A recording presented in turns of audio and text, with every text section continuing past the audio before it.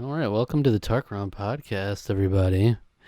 It's a All monthly right. a monthly podcast we do here on Tarqaron where we talk about anything that doesn't fit into the confines of videos we might want to do, stuff we've been up to, things going on.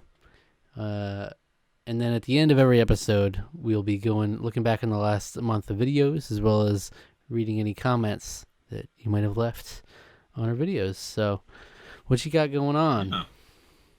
What's happening? Oh, a little bit of this, a little bit of that. I went and saw Kong, the what is it, Godzilla Cross Kong or whatever. I went and saw that in theaters. Heard of it? It was all right. It was okay. It was okay. But I mean, I will say the it's really only kind of worth seeing in theaters just because of like the spectacle, like the big special effects bonanza, the monsters doing stuff. Mm-hmm. I didn't really care about like anything, pretty much anything else with the plot that much. I mean, I don't know what it is, but like they seem to really struggle in the States to really write like anything remotely compelling in terms of like what's going on in the human stories.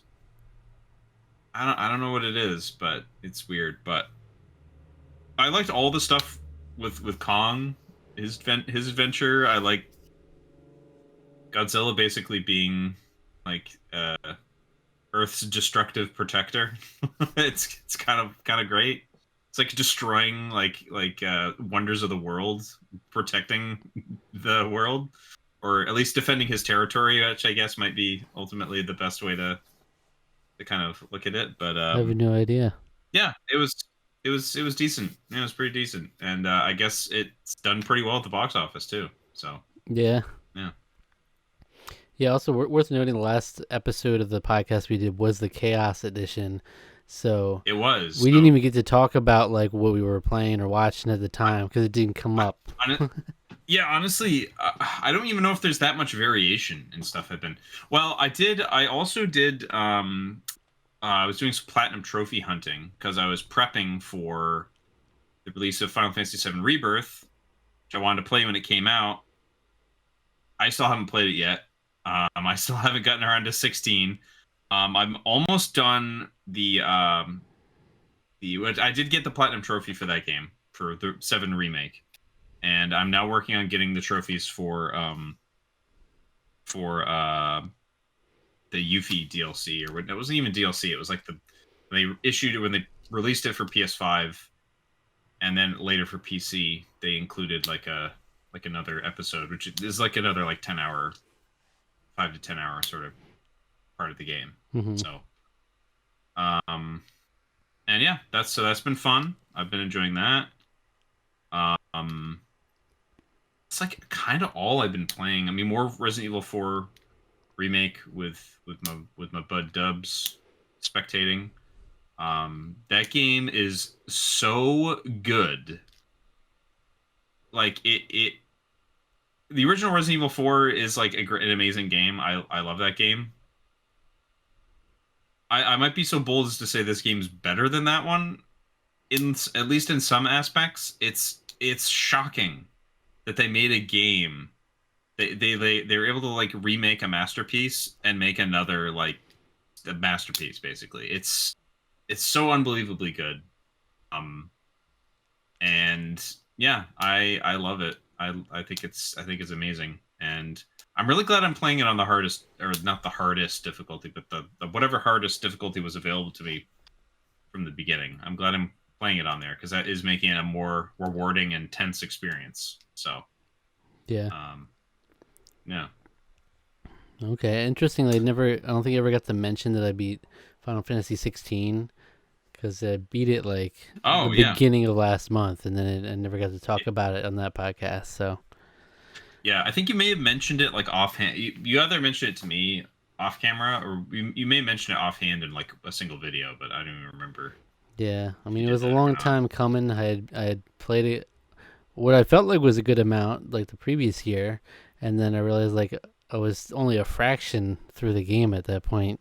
I put in a lot of Mm. hours early this year, powering through it, and I had a lot of fun with it.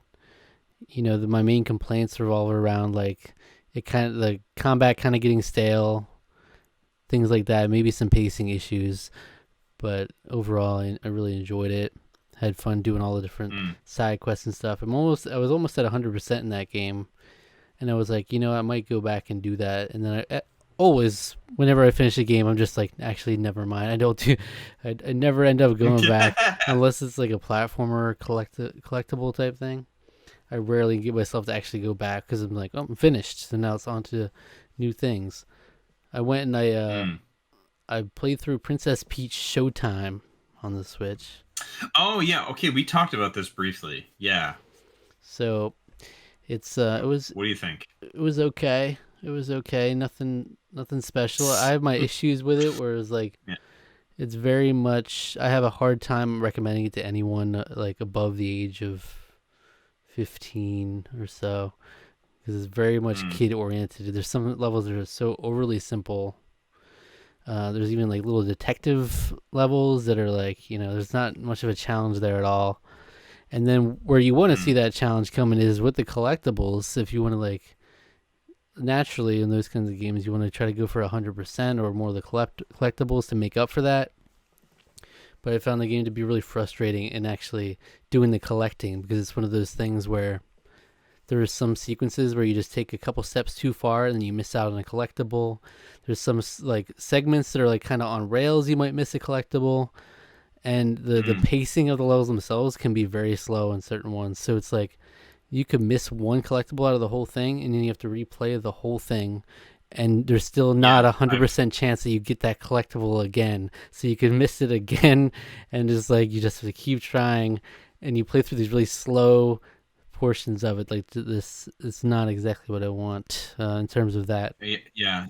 Yeah. I was watching a video where somebody was talking about that completing the game is just like it's way more frustrating than it has any right to be. Like if for a Yeah, game that's so simple, um yeah, I think I watched Arlo's video on it because he was like totally torn because he's like, on the one hand it's extremely charming, it's really fun, like some parts of it are really fun. yeah, On the other hand, it is so simple that like I feel that. it's it's like it's almost nothing, it's like almost a nothing to play at the same time, so it's like, yeah, so Yeah, it's like, to me that was like, that's kind of the part where I'm like, ooh, I don't know about that. But as the person who's platinum bound Wonderworld, basically what I'm hearing is that it's a better, more it's a better bound Wonderworld, if only slightly.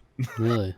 So if the o- if only Is Balan slightly Wonderworld being, known for being really simple, or not in that way? yeah, oh, too simple, too Okay. simple. It's also unbelievably frustrating to complete.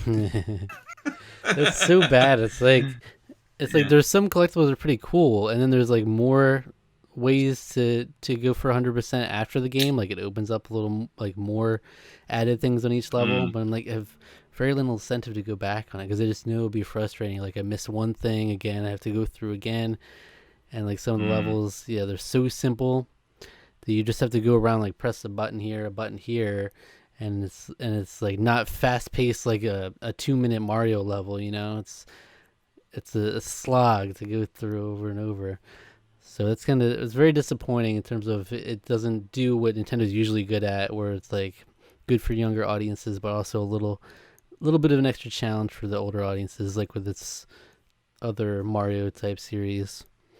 So, Mm. but I mean, I think it would be great for children or very casual gamers, maybe, but not Hmm. like not anyone like us. I don't think it's Yeah. hard to like. It's only like I wouldn't buy it. I wouldn't buy it at this price at all, and it's hard because Nintendo games don't really drop in price. But so it's hard to say like at a later date get it, but I don't know. It was only maybe with like a podcast on, but it's like at that point, why are you even playing it?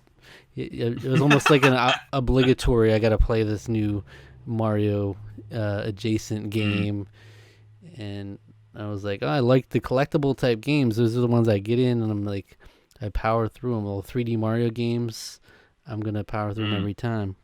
But this one just was missing that special something. That's So really too bad. Because I did like a lot of the I thought it did look very charming at the very least. yeah, So yeah, there's definitely that's why some it's charm to kind of a it. little disappointing. That's why it's a little disappointing that they couldn't quite back it up in terms of the rest of the gameplay. But Yeah. sometimes you swing and you miss, I guess. Uh, Yeah. I I am remembering some more games that I played. So I've been playing Divinity 2 or Divinity Original Sin 2, whatever the actual title of that's called. Playing more of that with my college friends. That's been fun. Um, Also, the Stellar Blade demo. That game just came out this past weekend. I've not picked it up yet. I have every intent to, because that game is awesome. The game is Hmm. super super good, and I know it was like getting a lot of like. There's like a lot of weird discourse around this game. People that were like, I don't know. It was weird. The discourse around it was just weird because it was like people were like, yeah, she's like gorgeous, and then like aunties were like, oh well, it's clearly made by somebody who's never seen a woman before, and then the other side is like, yeah, but it's made by a guy. A Shift Up is like the heads of Shift Up are like a husband and a wife, and the wife is the lead character designer of this game. Also, the woman that you say doesn't look like a real person is like based on a real life body scan of a Korean model. They like modeled the whole everything off of her. See, So it's just like I there didn't was just see like any of this this. weird. I There's all this weird discourse around this game. It was very I bizarre, didn't but see any like of this. I saw the Pete Dorr made a video. I didn't watch it yet. But yeah, what was it about the body that was unrealistic? That the people thought was unrealistic? because she's shapely. She's very attractive. Like she's very conventionally attractive. She has an hourglass figure. There's jiggle physics, so people are people have their opinion on that. Mm-hmm. Their strong opinion on that. Also, there is a suit in the game, so if you take off all the armor, the suit is like basically looks like skin. So Whoa! it almost looks like you're naked. So she's like an android, like a robotic Hell kind of yeah! person. So yeah, it's great. I love it. It's like sure, why not go for it? But Right. but it's like at the end of the day, so a lot of the people who are also against it were like, yeah, well, the game it's everyone just cares about the physical appearance. Like, who cares with the game sucks and the game does suck. And then I played the demo. I was like, this game rocks. This game is Well, what does it play great. like? It's like an action game. It plays sort of like it's like a blend between it's maybe not quite like as fast paced as like a Devil May Cry or anything quite like that, but it's like an action game. It does favor a lot of like counterplay combos, and it's like I think it's sort of the best of both worlds in terms of like how a lot of 3D action games these days are much more like in a Souls style, and this is not really like that. This is I would say more on the Bayonetta DMC style of things, Hmm. but it's not quite as hardcore as that either. It's like kind of like sort of sitting in a nice fine line between it. But there's a lot of really great mechanics still to be used in the combat and everything, and I think it's really fun. It's a gorgeous looking game, and I just had a blast playing it, Hmm. the demo. So I'm looking forward to playing through the whole game. Yeah. Also, Nice. yeah, Eve, the main character, is very attractive. That's fun. They even so like the developer, like the one of the lead developers said too, that was like, yeah, we did focus a lot on her back, like her like the backside and like I her mean, back because who could help it? that's what you're Oh, that's what you're gonna be looking at most of the time. So obviously we wanted to focus on having something that's appealing to look at. So nice yeah, back it's like yeah, muscles. nice back muscles, A nice broad back. yeah. Yeah, Yeah. exactly. So yeah, I think that's really cool. I'm gonna be picking that up whenever I get the chance to here. Um, Okay. I'm trying to think if there's really anything else. I mean, it's fun to me that you've beaten 16 and I haven't. It's like Well, I can't yeah. finish. I can't finish. I can't finish a game for my life anymore. I don't know what it is, but Well, that was me too. I um, can't remember the last time I beat like an RPG. There was like over 50 hours type of RPG. I can't remember the yeah. last time. I just don't do it. So so honestly, I'm probably even before playing Rebirth, I've been able to avoid spoilers for the most part of that game. I don't know how, because there's a lot of them out there. I know, but um, the Yeah, I think I owe it to myself that I have to go back and actually beat that game before I start Seven Rebirth. I really need to. Um, Yeah, and I I was need to gonna. hold myself off on that before I start 14, which is something that me and some friends have talked about Wow. doing because we went to me and a group of friends back in end of March went to a Final Fantasy concert in uh, down in Connecticut, and during that, like, we just sort of were talking, and me and the two friends that play have been playing Divinity together. We've talked about one of them, my friend Tara. She's been playing 14 for a very long time, and she sort of floated the idea for like me and my friend Josh talked about like maybe playing actually starting 14 because the music is just so good. It looks like it's just fun, and we realize that we're consigning our lives away for the next like however many years before we catch up to like modern content. Um, Wow. Okay. yeah, so I might be starting that later this year, but I have way more gaming to deal with. There's a Destiny expansion that's coming out later this year. That's the last chance I'm giving this game, giving Destiny. I need to actually go back because they had a pretty big update to the game before that comes out. I need to go back and play that. So I still have a lot of gaming that I got to get back to and get moving on before new Well, stuff comes out. yeah, I need to get on. We did that little challenge for ourselves at the beginning of the year, where it was like 10 games that Mm, we want to beat. I hmm haven't I haven't beaten many of them or anything. I think maybe one thing qualifies for that list that I've beaten. Maybe I don't even remember what from the was on the core list. ones. I thought Yeah, I you got to wrote go them back down, and but I look. don't. Yeah, I'm gonna have I to went because like back I and I thought I wrote wrote down them. my list so I could like refer to it when I'm choosing my next game to play or whatever. Yeah, I thought I wrote it down, but maybe I didn't. I don't know. But bad, bad, Alec, bad. Oh yeah, the one I Um, think I checked off was technically just by accident. It was like an indie game, and I beat like oh, Overcooked with my girlfriend. So I'm like, you can beat Overcooked? I didn't even know oh that. yeah, there's a story. It's Oh, Overcooked. Oh, we beat Overcooked, Overcooked 2, and now there's a ton of DLC randomly on that because there's why an. is? Can you explain to me why the title music of Overcooked is so sad sounding? I have to listen to it now. I can't even think of it. Yeah, that's the thing. That's the thing that stood out to me the most about that game. I played it like once or twice maybe, but like there's my brother pointed it out to me and he was like, "Yeah, the menu music is so sad." And I was like, I heard it and I was like, "Wait, you're right. Why is this so sad? Why is this so depressing Because the sounding?" music was Um, overcooked. I guess so. Yeah. I guess it was a little bit a little bit. But yeah, we have the Overcooked All You uh, Can Eat edition, which includes Overcooked, mm, Overcooked 2, and all the DLC. And now oh, we're okay. expecting a couple hours here, but then we go and there's on the list of DLC, it's like 15 different things, and they're each like 1 to 2 hours each. So it's like easily 30 hours extra content right there as well. Wow. So that's what we're slowly working on now over time. But we beat the first two main games. I was gonna say Final Fantasy 16, technically Mm. my first mainline Final Fantasy game I've beaten. I've That's crazy. That's cool though. I like yeah. that's great. I love that. I've beaten now Final Fantasy Crystal Chronicles My Life as a King, Theater Rhythm Final Fantasy, Theater Rhythm Final Fantasy Curtain Call, Theater Rhythm Final Bar Line, Final Fantasy 16.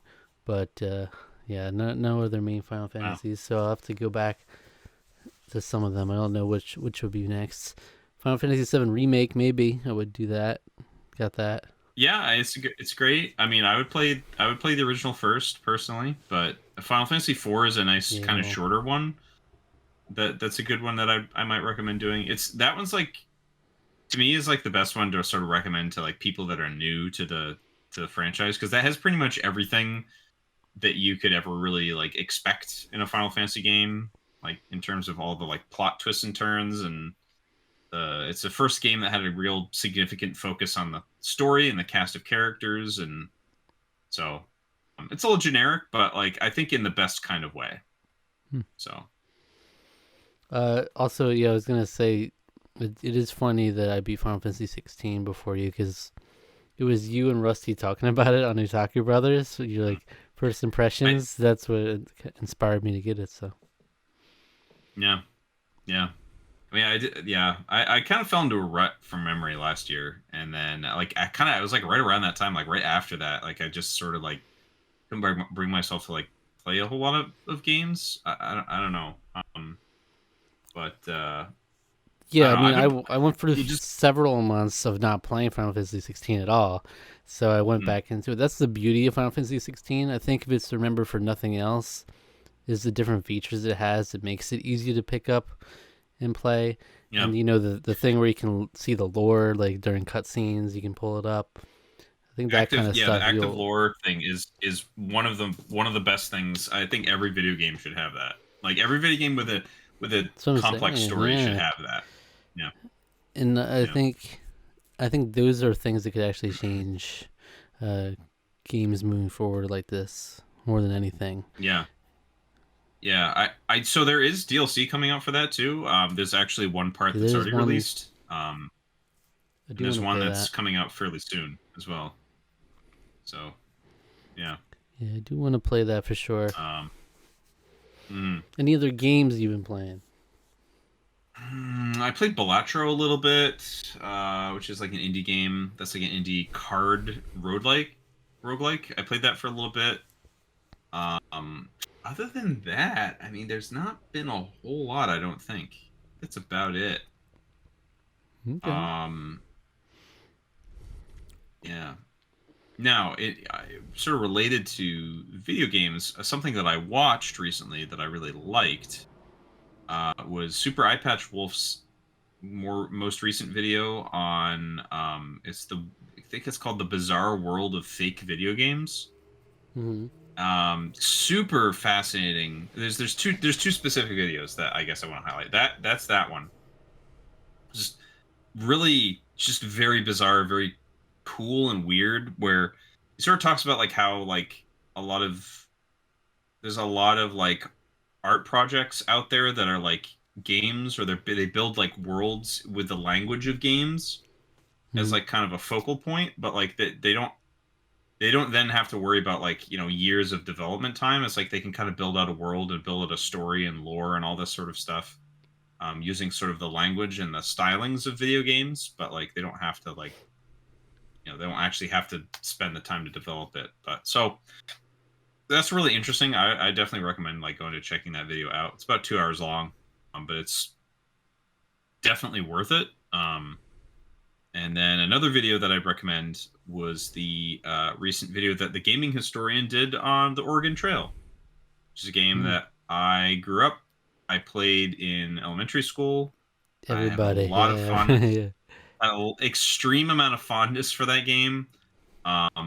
And the documentary is amazing. I mean, like everything Norm does is it over there on the gaming historian is great, but that one was really special. I showed that one to my dad because a lot of the people who worked on that game were in college at the same time that my dad was, like in the early 70s.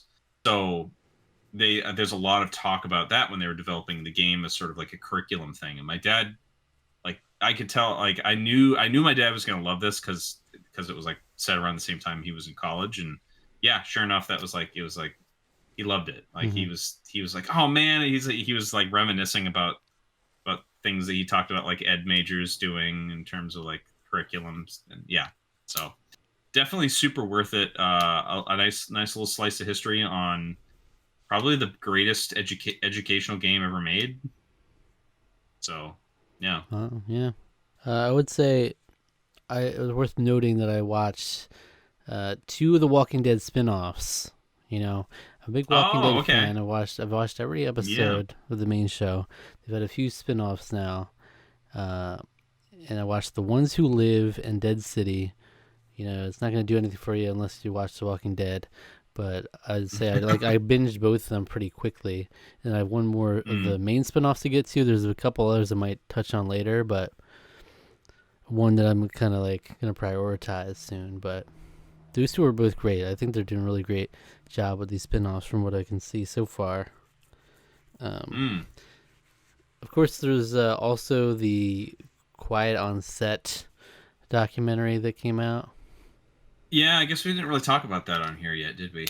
So Yeah, I watched that as that was well. something. Yeah.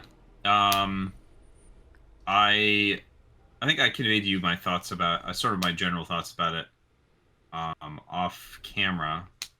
I think that like I wasn't like I didn't like totally love the documentary, at least in terms of like uh, it felt there are parts of it that felt kind of unfocused. Maybe not unfocused isn't the right word, but like a lot of it felt like No, I agree that there's um some. Yeah, it is a little yeah unfocused at times where it's like, yeah yeah, yeah you'll maybe have yeah the unfocused might be the obviously the right. pivotal part in episode 3, and I kind of liked how we built towards that. Like we're talking about all the like Yeah, workplace issues before that, and then it's like, okay, so toxic work environment. Okay, Dan made yeah. her do this weird, like these would make the writers do weird things, and it was Hmm. stuff like that. Okay, that's not cool. And then it's like, oh wait, now the workplace has actual pedophiles in it, and then that's like the next step. Yeah, But then there's like a little bit yeah. after that where it kind of goes back to other stuff, and then it kind of is like, Yeah, it meanders like weirdly in some ways, where it's like I don't know, like there are parts of it that makes it feel like I get that like a lot of it is about him, and it's maybe like I don't know. To me, like maybe because it is hyper focused on him for a specific reason. I guess it's like almost building a case in some way. But to me, it's like it's weird because it's like there the documentary had it's almost maybe not the documentary's fault, but like it had this weird thing where everyone's like calling for like Dan Schneider's head when it's like, was he a horrible person? Yes. Is he kind of a monster? Probably. Is he a dick or and a bad person? Did he hire the wrong people? Sure, but and that's a big but. I don't think I don't think Dan Schneider is like he's all of the worst things that we don't like about Hollywood, but I don't you can't blame him for like necessarily like he's not always like he's not the man who's hiring like an assistant PA or whatever, you know, like right, uh you know, it's like he can't necessarily know all of those things. To me, it's that's more of a of a scathing like uh there needs to be way more oversight in Hollywood on things like that happening. Um that they're just at least for a long time. I don't know. Things hopefully things are changing in the industry at least somewhat to some degree to keep stuff from like that from happening and continuing to happen. But there's a lot of like bad eggs in that environment, and I think like I don't know. I was seeing like a lot more focus on Dan Schneider. Dan Schneider should go to jail and all this. Is like no. Brian Peck should be in jail, and like that all these was the other people craziest. The should be in yeah, prison. the Like those they actually like assaulted children. Like these people are monsters. craziest thing, yeah, Like Brian actual Peck evil monsters. had like a couple years, and then he was like Yeah. hired at Sweet Life on Deck. Yeah. It was like It's so that was messed the most up. wild part. There was that, and then there was all Mm. the courtroom stuff where people wrote these letters of James Marsden. We're waiting to hear from you. Yeah, I don't Like, know about James Marsden. what's? I know So a lot of them have said that yes, they didn't have the yeah. full context. They were misled in giving their letters of what was it? It's Letters of it's like letters of support basically or support something like for, that. yeah, Brian Peck. A lot of people on his side of the courtroom. That was a lot of. Yeah. So from what I understand, I mean a lot of times it's like you're trying to you want to try to build a case for like a defendant wants to try to build a case to lessen a sentence. Like right that like that's kind of what they're trying to do. Like so they have people that they know in their personal life to kind of write Mhm. like, hey, this person, I know this person, maybe not necessarily like, hey, they wouldn't do this horrible thing, but they're moral in other parts of their life, or you know so on and so forth. I think um Jennifer Aniston and not Jennifer Aniston. There's some people that got some heat from No, it was Ashton Kutcher, Ashton Mila Kutcher and Kunis. Mila Yeah, Kunis got some heat for their letters of support that they wrote for. But the thing is like it's complicated because letters of support aren't necessarily like they are writing like, hey, this is the person that we knew. I guess you don't. You could say like, okay, well, you don't have to write those, and I right. guess That's maybe the you thing. don't have to write those. But it's like it's sort of a weird. There's sort of a weird, complicated thing. It was like because like I don't know how involved in the case they were. So like they could have been in a, you know, Yeah. in that particular scenario. In this other one, my understanding. So because I listen to Pod Meets World and Will Friedle and Ryder Strong both wrote letters of support. Um, Mm. in their time, and they were actually both there. I think they were both in the courtroom. Um, and so they wrote letter support. So like the thing is, Brian Peck had um he had essentially manipulated like everyone, everyone, like to the point where it's like you could consider. I know the word gets tossed around a lot, but like he basically groomed them too. Like maybe not for sexual favors, but like he got them to the point where it's like he could do anything and they would be on his side. Like he basically had manipulated his way into their lives where he was involved with them too. Um, it's almost like sociopathic people have like this way of being able to like I don't know, find the right social buttons and the right social pressures and the right like ways to make you feel like you're a friend. Um, but anyway, so they had like a whole discussion with like a therapist on for that episode and or for an episode of that podcast. And yeah, I mean, I think Will put it pretty nicely where he was like he realized like when all of a sudden like when it was like, yeah, isn't it great you have all your friends with you, and you look over at Drake Bell's side of the courtroom and there's like his mom. Hmm. That's like it. And then Will was like, yeah, I think I knew then that like, wow, I'm on the wrong side of this. Yeah. So it's like it's like it's messed up, The thing that is, whole yeah, situation. I totally get that people were definitely misled and whatnot. But I think they released Yeah. the fifth episode of Quiet on Set after the Oh, fact. I didn't Yeah, see that one. I haven't seen it. which is like it's not a great episode. It's like one of those, the documentary blew up thing, and it plays in the beginning. It was like, oh, Oh. this documentary went viral, and then it's like just some supplementary interviews with some of the people, and Mm-hmm. there's not really too much added information. But I think the most damning things in there is when like Drake Bell was basically saying, I think they talked about like um, the Boy Meets Pod people, like Yeah. how they Yeah. apologized publicly, and he was basically like, Yeah. yeah, but I don't. They had so many opportunities to apologize since then, and they never did. And it was like Yeah. they were on the set Yeah. with, or one of them was on the set with him at Drake and Josh, um, like right after the event, and then like they never reached out to him personally, at least what he said. So that's kind of the bad stuff. And some of the people still have yet to apologize that wrote these letters, yet to Mm-hmm. apologize at all, even publicly. So So I think to me, there's it's it. So also have to understand that like they don't. It's difficult because like they felt that this person who they sided with was their friend.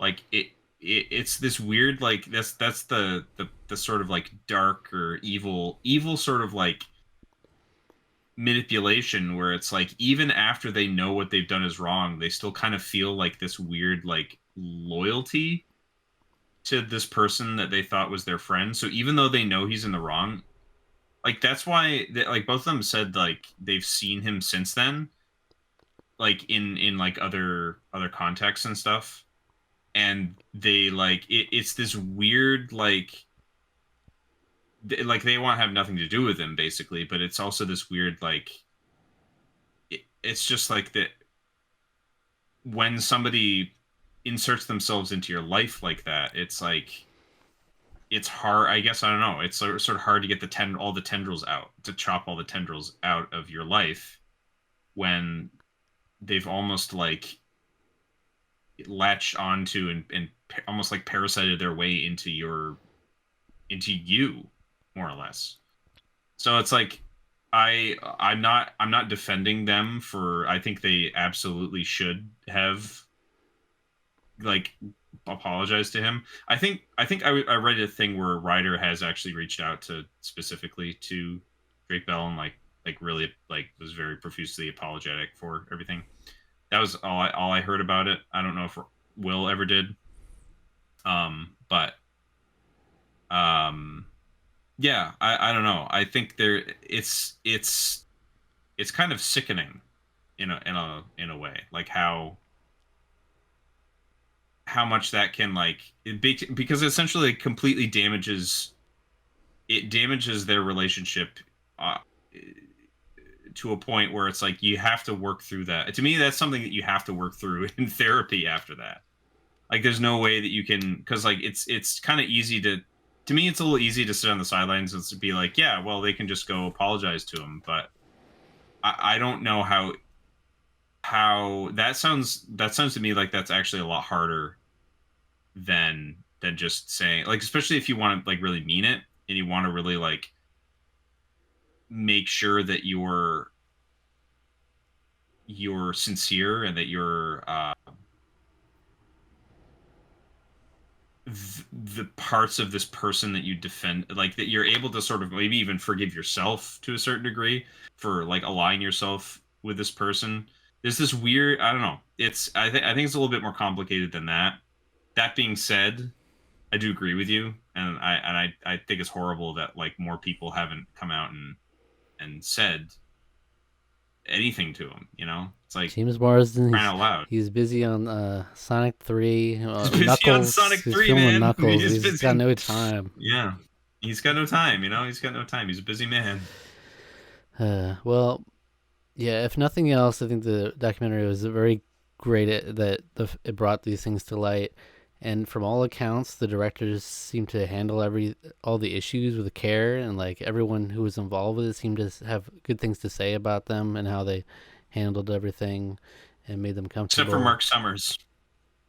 What do you mean? Mark Summers was not very happy about it. Wait, which one was that? Who's that? So Mark Summers was he's an old Nickelodeon guy. Like he was gone like well before any of this stuff happened. He was like one of the founders of the network, basically. So Mark Summers was the old Double Dare host. Okay. Well, he's a food network guy. He was barely in it, right? He was like in. He was. Well, here's the reason why he was barely in it. Wow. Because according to him, they said, yeah, we're doing like a documentary about like Nickelodeon and some stuff that's going on or whatever. Uh-huh. And so he like shows up, and then they're like, and then they basically like he says he felt like he got jumped basically because they show him like a video and he was like, this aired on Nickelodeon, and they're like, yeah, and then they started like asking him about it, and then he just like got up and left because he's like, I felt like I got trapped, like it was a weird, because he's like, this has nothing to do with me, really. Like I was part of the network, like I was gone from the network after all of this. Yeah, but it felt like I can understand like that feeling, like a weird, like almost feeling like they're trying to like trap him and make him feel that he's somehow responsible for this. If they're not like they've come out and said no, they were forthright with everything, and so maybe he's just he's an old guy. I don't know, maybe he misunderstood something. Look, but he can go off. he can go off. He did. I really he don't... went off. He said he didn't feel well. I don't understand the point of what was the point of including him at all? I don't understand why they needed him specifically, but yeah. that's like that's fine. I mean, I'm really concerned about the people that actually were like victims or I mean whatever. Okay, involved in the stuff. They all had good things to say about how they handled it. Yeah, to me, I thought that was kind of. I thought it was just like it doesn't really matter, but I just thought it was kind of interesting because it's like, why did they even have him? They had him in for like he had like literally one soundbite in the beginning. Like, oh, that was ours. He didn't know where he was. He was like, yeah. You just watch like, this old man wanders onto set. Had to have fun talking about my old hosting job. Yeah, they love me. He's like a Food Network. He's like a Food Network guy now. He had like Yeah. Unwrapped, I think, was a show he did for a really long time on there, and yeah, Okay. so yeah. Anything else you've been watching? I've been watching. I've been watching Boy Meets World still, watching reruns of that. There was something that I wanted to bring up, but I Something. don't. Somewhere. I do want to shout out that a Um. YouTube channel I recently discovered and have been really into is Harry Mack. Oh He's a yeah. freestyle rapper, and I've been really into him. Oh. He's crazy. He's like a magician, but with freestyles. Essentially, like the way he, like people are surprised as if he's like performing magic in front of them. The way he can he'll like ask people for words, and then he'll incorporate them into the freestyle. He did the whole Hmm. intro to the streamer awards. He was the opening like performance for that, where he just came through Oh. and he went through the crowd and just like freestyled about random stuff, like random people and different things he saw like at the streamer awards, and it was really good. I would recommend watching that because that's literally what I saw that got me onto him. So I would watch the streamer Huh. awards thing he did. It's really good.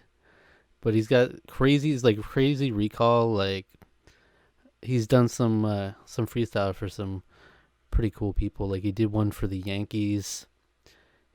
He did one for some other like baseball people where he had like they gave him like 14 words and he remembered all of them and brought them incorporated them into the freestyle rap there. He's just really Okay. cool, really Cool. awesome. You lost me a little bit with Yankees, but it still sounds pretty cool. He did Still, a still gonna check freestyle them out. around when the Teenage Mutant Ninja Turtles Mutant Mayhem movie was coming out. He did a promo video where he had the Okay. cast. You're winning me back. He You're... had he had he had Ice Cube, Seth Rogen, and then the kids, and he did a freestyle for all of them. That was really cool. And he has a Nice. series he's done like 100 episodes of now called Omegle Bars, where he goes on Omegle and does freestyles for random people he finds on there. Isn't that get shut down though? Is it getting shut down now? I think it got shut down earlier Maybe, this year. maybe. But I think he actually earlier this year did. I'm not caught up yet. I'm still on his early episodes, but he did like episode Mm, 100, and I don't know if it's supposedly his last episode anyway. So mm. I don't know. I don't know the status of Omegle right now, but yeah. Yeah, So there's that. I'm pretty sure Amigo get shut down. So There's that series, and then there's a Gorilla Bars series where he like goes out in public and like freestyle for people on like Venice Beach and all over the place. Like it's really cool because he I heard gorilla and I thought yeah I know you're talking gorilla, but I was like gorilla and I was yeah like, oh, he's like a monkey suit. Like yeah he what's goes up with around in that? a big monkey suit He's and starts rapping. he's just the DK rap. He's really good um, though, really talented. I would definitely cool. check it out. Yeah, I'll have to look that up. I'll have to look that up. Terry Mack. Cool. Cool. All right. Harry Mack. Okay.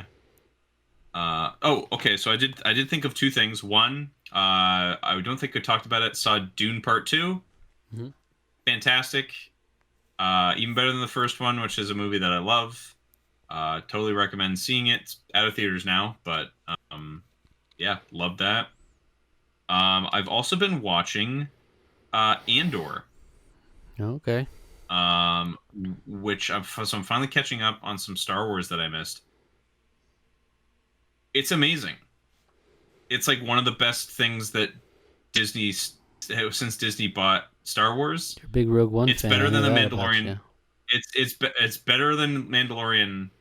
I would say at least season one, maybe even season two. It's amazing. It's really really No good. way. Season Um, 2 was yeah, bada yeah. bada. No, it is so good. I'm like, but the thing is like it's very. Whereas the Mandalorian is like kind of comfort Star Wars. Like it still feels very like this sort of does a lot to sort of it shifts genres a lot. Like you know how Rogue One was kind of like a heist movie, sort of, except it didn't really do a very good job of actually being a real heist. No, I don't. This has a okay, well, it does a horrible job of being an actual heist.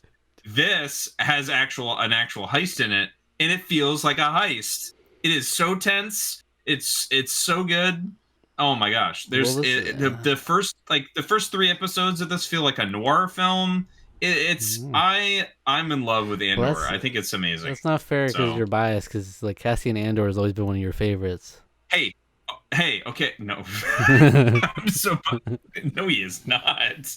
Here's the thing: it's written and directed by the same one of the people that co-wrote Rogue One, which I would have said was a strike against it. But then I've gone in and seen the stuff that this guy's written and worked on, and I'm like, Rogue One is a weird outlier. Like There's to me, no it's like outlier Rogue One. here. No. Rogue One is a weird outlier in the sense that like everything else he's like written and done anything involved with, it's been great. He did like Yeah, that's the what I said. Bourne It's not an trilogy. outlier in great movies. It's not an outlier. Yes, it is. Yeah, Rogue One. Okay, okay. Even if you like Rogue One, Yeah. there's nothing about that movie that's great. Okay, that's a Wait, lie. that's the dumbest thing I've ever heard. The script. Wait, Okay, even the if you script like it and because think yeah, it's great, visual none of it because is I great. you're wrong. You're wrong. No. Visually, that movie is actually I love the look of that movie, but the script is terrible. The script is so underdeveloped. It's so just You're not underdeveloped, anything. It's kind of just nothing. It's a bitch. whole lot of nothing. This is proving to me that like Rogue One would have been so much better as a TV show. So much better as a TV show than a Mm, movie because like you have the ability to sort of flesh out a lot of the storylines and everything. Whereas like Rogue One is like I don't care about any of these people because you give me no time to care about any of them and then you kill okay. all of them. Spoilers, except not really. Um, Whoa. Go watch whoa, Solo, you movie's been out. schmuck. Yeah, go watch Solo. No, It's not a you. very good movie, but I like it. Yeah. If it okay, here's the thing with Solo. Um, if How it is had that nothing to without? do with Star, no, if Solo had nothing to do with Star Wars, people would really like it. It's a fun No. space adventure. No. That is you are wrong. You're so wrong. If it had nothing to do with Star Wars, people would like it as a fun space adventure. If Rogue One had nothing to do with Star Wars, people would not like it. Well, It'd let's. feel all the characters are underdeveloped, and like that's the main. That it's like it's okay. What's his name? The Zack Snyder with his space opera things, his failed Star Wars scripts. That's the biggest complaint of those movies. Is that the characters give you nothing to care about any of them, and they go on for like 2.5 hours, and they give you nothing. There's nothing. There's no development of any of the characters. That's my problem with Rogue One. It gives you almost nothing for most of the characters. The character that has the best development is a droid. That's a problem. I mean, he's great. He's a great droid, but I feel so much more about Cassian Andor in this TV series than I ever did watching that movie twice or three times, however many times I've watched it. But Okay. yeah, it's great. It's huge recommendation. If you've Sounds given like up on Star ass. Wars, if you've given up on Star Wars, watch Andor. I'm telling you right now, it's a breath of fresh air for that franchise. Okay. Um, yeah, Very nice. it's really good. Um, and also Pluto, which is an anime that was out on Netflix, based on the manga uh, of the same name, which is based on Astro Boy. It was Naoki Oh, Urasawa's take on a single arc of the Osamu Tezuka's Astro Boy. I think it's called like the greatest robot in the universe or something like that. That was the name of that storyline in the Astro Boy comics. It's his take on that story. So uh, the anime took 10 years in full development to make, and it shows because it is beautiful. Um, and yeah, high recommendations for that too. hmm. And that's it for me. Okay. Yeah, that's it That's for all I me got. on what I've watched as well. I do think we should talk about the latest challenge going on that recently started on the Discord. All right. I'm not doing too well on this one Well, so far. to be fair, we're not very far into the challenge, but I guess we're not. uh, it's the Scholars Challenge. All right. So previously Hmm. we do Gens challenges every couple months. We've talked about how we've done Film Buff challenges where we watch 5 to 6 movies within a month. Scholars Hmm. Challenge is a thing we did once back in 2019 where we read books. And there was back then there was a bunch of different people that participated in that. There were a couple of people I remember back in that time that like King James was active, Andy was active at that Mm, time, pretty much just talking about books. Like they didn't even really play games that much. But now we're at a mm. completely different landscape, some different people. But it got voted in Scholars Challenge. So essentially, you beat one book within a month, you're a scholar. You beat two You books. beat the book. Yep, You beat yeah, the book. you beat the shit out of the book. You finish one book in a month, you're a scholar. If you finish two, you're a supreme scholar. If you finish neither, it's you're a scoundrel, an absolute Yeah. scoundrel. You're an So, absolute scoundrel, like Han Solo so in Solo, a Star Wars story. I sped through my first book in a matter of days. The Minutes, Book of in a matter of Melee. minutes. That's right. I sped through Yeah, it. Look at it. It's so elegant with a nice sleek Nintendo GameCube on the front. But yeah, the book wasn't great though. I didn't like yeah. it because as someone who's a fan of Melee, I didn't like it because I feel like it lacked knowing the story. Like it lacked a lot of the details, things to justify this existing. Considering there's the Smash Brothers documentary and a lot of fun different YouTube documentaries about competitive Smash, and Mm. it not only does not really flesh out certain things, and it does a weird job of like trying to explain a couple things as if there are newbies reading this, but also just throwing out terminology that you wouldn't know if you weren't in the scene at all. And then there's also just a lot of flaws and errors in terms of like grammatical errors, spelling mistakes, all this stuff. Where I'm like, did This anyone read through this? it sounds to me like it was like this is like a self-published thing, Yeah, like I know like this a pre. guy. This guy Yeah. is like he's been in some things and hosted some events and stuff within the community. Like Mm. I know the name Edwin Budding, but I don't know how. Like if you just had me read this once, I would have fixed like 100 different errors in here. I worked. Hey, look, I worked in the writing center in college. Yeah. Using that, I worked in the writing center in college, and editing and grammatical mistakes, things I looked for, but I would have also addressed probably exactly what you're talking about, where it's like it seems really weird because you don't know what your audience is. You're looking for you're trying to write this for new people, or are you trying to write this for people who I think, as you put it, inside baseball? Because it sounds to me like you can't. Like the book didn't couldn't pick a lane really Yeah, it was to like figure out trying to like do what it both, wanted to but be in. didn't sufficiently satisfy either one. Because for Yeah, the people who are in the know, there's already plenty of material out there, and they already yeah, know about it. So you want to go to this for some like new information. You don't get anything new. It's not like you get insight from different people or anything like that. It's just kind of like it's almost like just listing off at certain points. You're rattling off things like they won this person won this tournament. And they went on to do this, and it's like, what are the stakes? You kind of miss out on like an overarching narrative here, so it's a little mm, unorganized in that way, which is fine. Like in that regard, I can see like it just they didn't fully achieve what maybe they set out to do. But I can't justify recommending it with how many errors there were, which could easily yeah. be fixed with one read through. I feel like, um, and it was like it wasn't just like once every 200 pages. Like I felt them, I like noticed things in so many different spots. I'm like, oh, Stuff like that would, man, I'm a stickler for like little errors and stuff like that. Like, man, I yeah, like so for work we have to write up like service reports and stuff. I will go back and read ones that I've written, and I'll cringe at my own mistakes that I missed when I right. was writing them. So that tells you, like, let alone looking back at the other people, at people who aren't me, looking at them, I'm like, my God, why are you putting periods in the middle of sentences like this? You put periods after every, you putting periods for spaces. What are you doing? Like, oh Yeah, my gosh, there's so many things. There's things like that aggravate me to no end. Because I'm like, this, we're supposed to be professionals. Like I get that, like maybe like writing was not your thing in high school or college or whatever, but it's like, man, look at your stuff you're writing. Read it, reread it, please. I beg you. yeah. Yeah. I mean, So it was. that's too bad. I was Honestly, that almost. is too bad. It deserves better. Melee deserves better than that.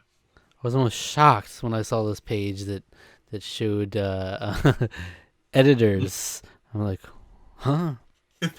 Someone edited this. Yeah. And I don't know what are alpha readers. Is that a Alpha thing? readers? I don't know. Did they read like the rough draft or something? It's like credits and the final word. Writer Edwin Budding, editors Alex Quality Steve Lee and Kimberly Kitty Cat Armstrong. Based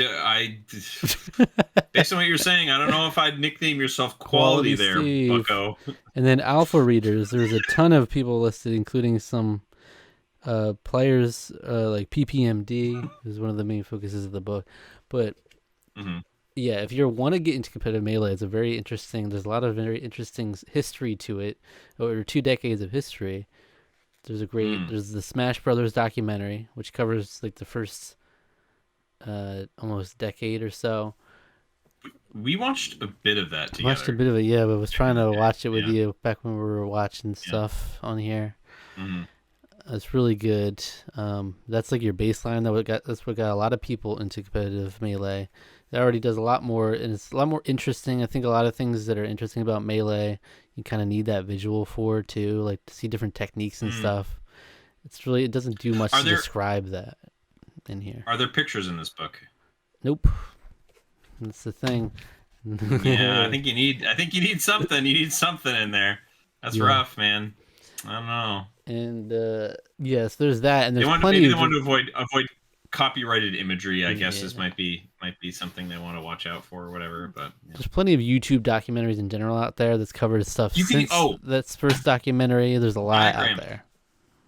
You could use diagrams for it. That's the thing. You don't have to use copyrighted imagery if you want to use diagrams to try to show something about whatever. That's water under the bridge. It was probably written like 10 years ago now, so it's tough. But I mean, yeah. So going from that, especially into the book I'm reading now, it's like you can notice how like the first one's like lacking and it doesn't seem as nearly as professional and quality as like, okay, this is what a book looks like. This is a book. Oh yeah, this is a book. This is formatted correctly, brilliantly written grammatically. This is a book by Rhett and Link. Okay. YouTubers Rhett and Link, who I'm a big fan of. Good Mythical Morning. Yeah.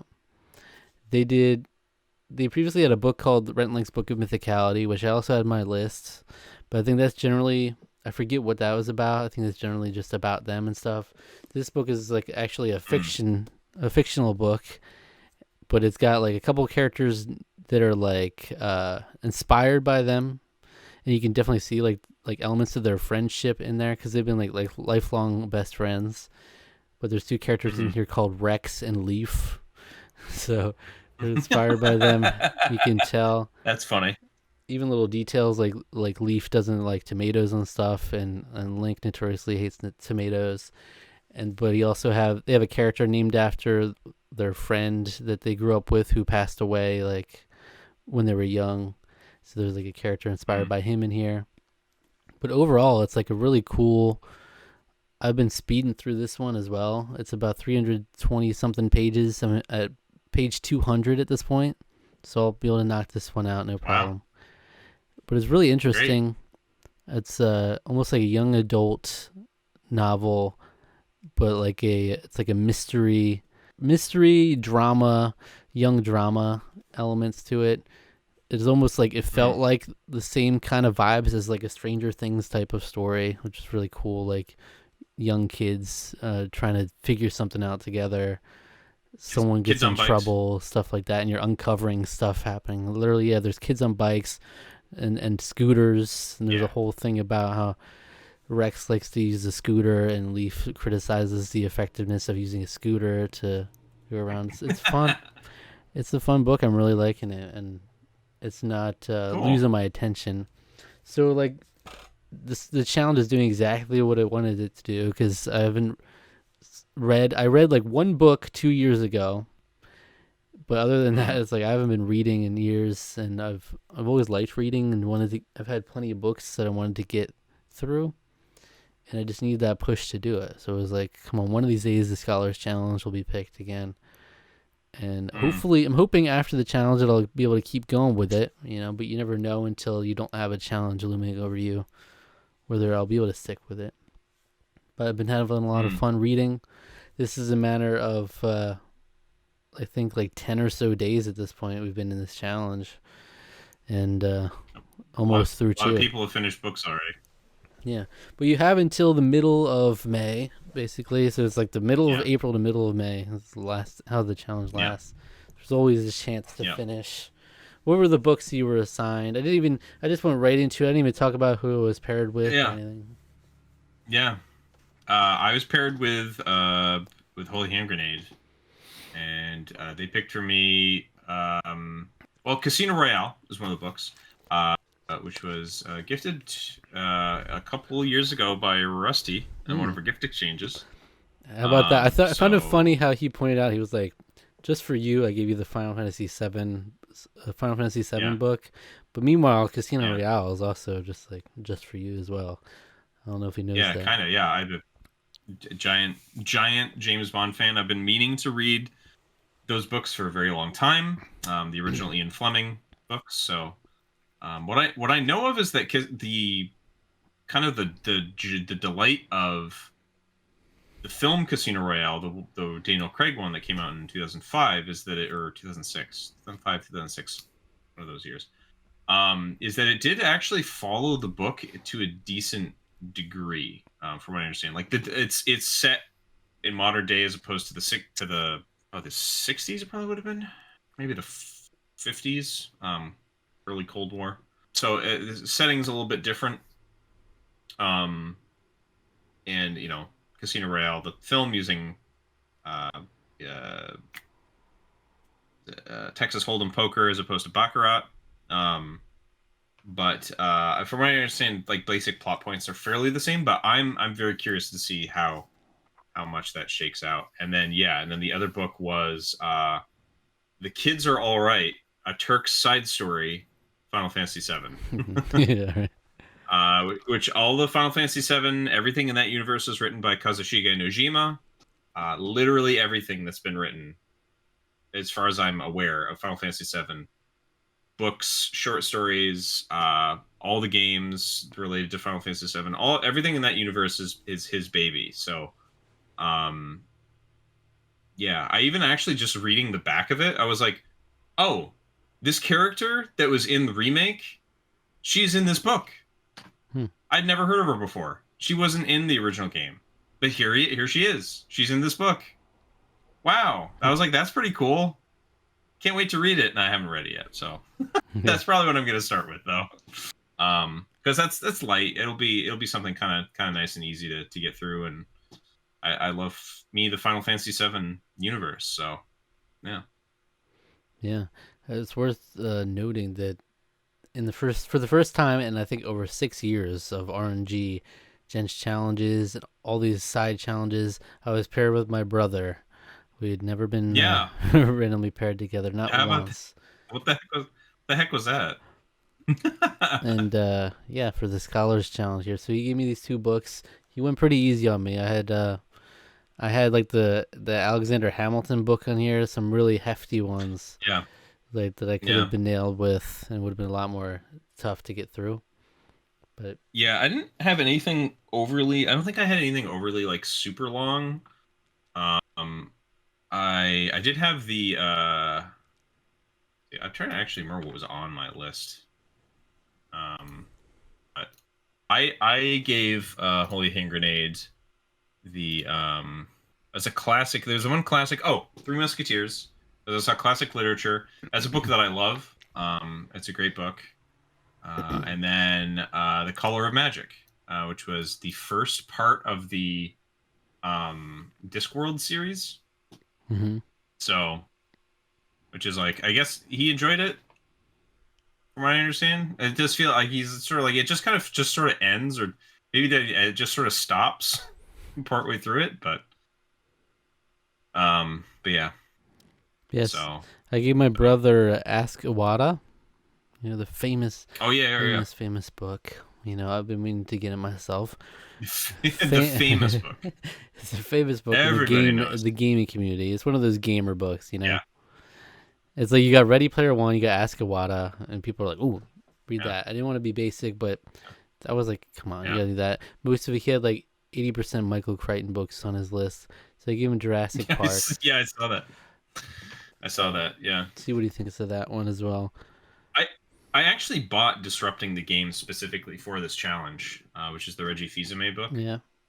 So I didn't get it challenged. I think the longest book I have on here was the 12 Rules for Life, by Jordan Peterson, which controversial figure, and a lot of people don't like him. I love Jordan Peterson, but he's God. I don't love everything he says or everything he. His Twitter is something of a nightmare, but God, he's a mess. I have wanted to read. He's a mess. He's a character. He's not a mess. He's a character though. Rough to watch. But yeah, rough to watch. I'm sorry. No, that's not. I disagree. But so. Yeah, he's actually, it's like, man, you mentioned Jordan Peterson. I'm just going crazy now. Yeah. This is frying my brain. Up yours, woke moralists. Oh God. The memes that came from that video was unhinged. Yeah, it was during his angry period. I was not a big fan of him during that period of time. He's so angry. But the memes, he's not. I mean, yeah, I think he has every right to be angry about what's going on in Canada. I think he's got some rights to do that, but we don't need to go into that. Trust me, my brother lives in Canada. I hear a lot. I hear a lot what's going on up there. To America Junior, our neighbors to the north, our French neighbors to the north. Damn. Got anything else from you, Zach? So overall, it's very fun seeing people talking about new medium here. Everybody's reviewing books and whatnot. Yeah. But I have to say, Josh Prep, look at me, Josh Prep. You're a fraud. You're a fraud, and a victory, in this challenge. You cleared one book properly, but a supreme victory in this challenge. You'll forever be a fraud. It'll forever have an asterisk in my mind. I have to literally enact an official rule change next time we do the challenge to make sure no manga shall not pass. Yeah, that was pretty crap. I'm not gonna lie, that was pretty bad. Pretty fucked up what you did, bro. You know how much manga that I have that I haven't read? Did you know what I didn't do? Put any of those. I know. I have a couple shells back here. Even there's I have like a pretty thick one. I have a pretty thick one that I think is like a self-contained manga, but I'm like, I'll down that like a glass of lemonade. It's that's not a challenge, right? We're talking about scholars, all right? What scholar is gonna say you read one volume of One Piece? Like very astute of you. Good job. You read the Four Swords manga. Good job. There's 2 volumes in one. Don't worry. That's it's like there's more picture than word. All right, we're not putting children's picture books. Okay. One of my things was 2 light novels to count as one book. One of those was because I've actually read. One of the reasons why I'd read part of the first book there. It is so easy. I could probably sit down and read through the whole thing in an afternoon. It's very light, easy reading. It's good. It's really well written, but it's really easy. So I was like, I feel kind of bad putting 1 in there. I'll put 2 light novels in there for the price of 1. Look. In this case, there's always been in Jen's Challenge history. There's always been discrepancy in terms of people making their own difficulty out of it. Like the people will put. Yeah. I would say the same thing about Rusty when he beat Flower for his Jen's Challenge. Like, you gotta be kidding me! Why are you putting that on your list? That's not a challenge. That's please give me a free win. And then I take just as much issue with the person who assigns him that game. I'll play Flower. It's It's like your two games are What are that was. Flower and Elder Scrolls 5. Okay, I guess I'll just play Flower and Yeah, then see myself out. yeah, It's yeah. like that's the kind of thing, you know. Did here's that was that the other game that was on No, there? but I No, don't know it what the could other have one been was. because It he's was played probably that before. another relatively short game, but Yeah. But that wasn't the indie. That wasn't the indie game one, was it? I don't know. When I he don't know what it put that on was. there. But the point, my point is, I never give anyone a freebie. I'm not here to give freebies out for a thing called a challenge. It's like I'm not. It doesn't mean I'm Right. gonna crush you. Like you don't have to give two Xenoblades, but yeah, there's a certain amount that's of impetus is on the person making the list, right? Some people will Yeah. specifically craft their lists trying to set themselves up for success.